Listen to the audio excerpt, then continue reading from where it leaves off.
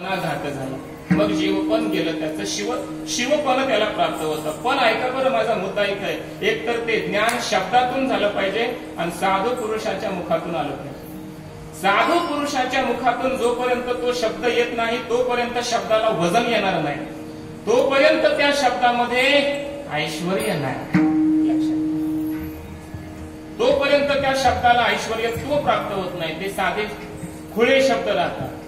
संतांच्या मुखातून जर तोच शब्द तोच, पण साधूच्या संतांच्या मुखातून आले मुखावाटा अमृत वचने उत्तीर्णता येणे नवे जन्मे. संतांचे वचन वारी जन्म दुःख भिष्टान्न ते भूक निवारण. इथे काय म्हटलंय? संतांचे वचन, साधू पुरुषाच्या मुखातून आलेले जे वचन आहे, जे शब्द आहेत, तेच ऐश्वर्य संपन्न आहे, त्याच्यामध्येच श्री आहे, ऐश्वर्य आहे.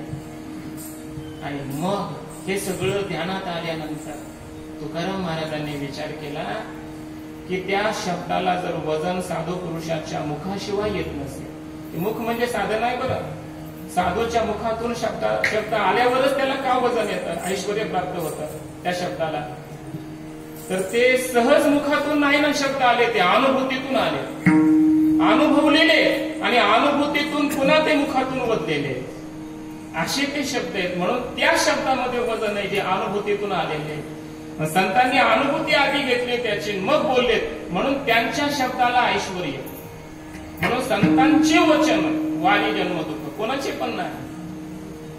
हा सगळा विचार तुकाराम महाराजांनी केला की शब्दाला ऐश्वर्यच प्राप्त होतं साधूच्या मुखातून आल्यावर, अनुभूतीतून आल्यावर. असं असेल तर साधूच्या मुखातून मग जेवढे शब्द आले ते सगळे शब्द कसे आहेत, ऐश्वर्य संपन्न आहे, ते शब्दच ऐश्वर्य.